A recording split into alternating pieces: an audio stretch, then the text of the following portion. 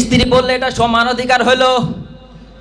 ঘরের যত কাজ, রান্না বান্না, কাপড় ধোয়া থেকে সবকিছু আমাদের করা লাগবে, আবার বাইরে যাও তোমাদের সাথে কাজ করা লাগবে, এটা সমান অধিকার হলো? এটা তো জুলুম হয়ে গেল। কয় তোমাদের ভালো করেও আমাদের নাম নেই, এই কথা বলে না। স্ত্রী, নেতার স্ত্রী বলতেছে থামো, আমি তোমারে ভালো করাচ্ছি। দুপুর বেলা খাবার দিয়েছে, ওই খাবার দেওয়ার সময় তরকারির মধ্যে এমন একটা মেডিসিন দিয়েছে যেন পেট ব্যথা করে। বলবো না? বলা যাবে না, নাহলে আবার আমাদেরকেও দিবে, তো কি না? এখন ওই খাওয়ার পরে, নেতা খাওয়ার পরে পেট ব্যথা করে, আর পেট ফুলা শুরু করেছে। তোড়া গেছে ডাক্তারের কাছে, যাওয়ার পরে বলতেছে ডাক্তার আমার তো পেট ব্যথা করে আর খালি পেট ফুলতেছে, এর কারণ কি? বলে এটা সহজে বলা যাবে না, আপনার ট্রিটমেন্ট করা লাগবে। কালকে সকালে আসবেন, আসার সময় বাসি প্রসাব নিয়ে আসবেন, আমি ওটা পরীক্ষা করে দেখব। ওই নেতা সকালবেলা উঠার পরে পেশাব করে বোতলে রেখেছে। ওর বউ ঘর ঝাড়ু দেওয়ার সময় ছাতা ফেলে দিয়েছে। এখন চিন্তা করলো এমনিতে তো আমার ধরে মারে, এখন যদি আসে দেখে এই অবস্থা তাহলে তো আমরা মেরেই ফেলবে। ও নিজে পেশাব করে রেখে দিয়েছে। এখন ওর স্বামী মনে করেছে ওটা আমার। সকালবেলা ডাক্তারের কাছে নিয়ে গিয়েছে।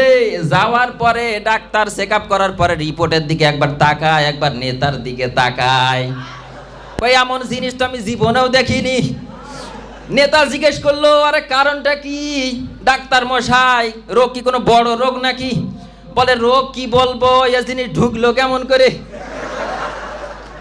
কারণ ওর স্ত্রী ছিল 9 মাসের প্রেগনেন্ট। এখন জিজ্ঞাসা করলো ডাক্তার সাহেব জলদি বলেন রোগের নাম কি? ওর নেতা কিন্তু ঘামা শুরু করেছে। বলে রোগের নাম কি বলবো? রোগের নাম 9 মাস। কয় মাস? আরো 1 মাস 10 দিন বাকি আছে। নেতা তো ঘামা শুরু করেছে, ব্যাপার কি, এটা কেমনে ঘটলো? দৌড়ায় বাসায় গিয়েছে। যাওয়ার পরে বলতেছে জামিলার মা বাইরে এসো। কি হয়েছে? কয়তে রিপোর্ট দেখো, কম্পিউটার থেকে বের করেছে আমার পেটে 9 মাসের বাচ্চা।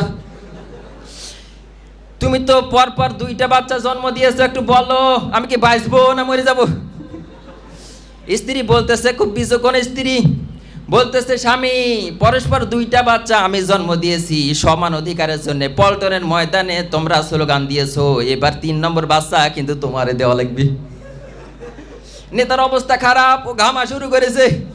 স্ত্রী ডাক দিয়ে বলতেছে স্বামী শুধুমাত্র রিপোর্ট দেখেছো এই জন্যে ঘামা শুরু করেছো, ওই রিপোর্ট আসলে তোমার না, ওইটা আমার। ও পেশাব আমার ছিল। আজকে দেখতেছেন আজকে সমান অধিকার শুধু চেয়েছে, রিপোর্ট দেখার পর নেতা ঘামা শুরু করেছে। বাস্তবে যদি হইতো তাহলে তো তোমারে খুঁজেই পাওয়া যেত না, ঠিক কি না?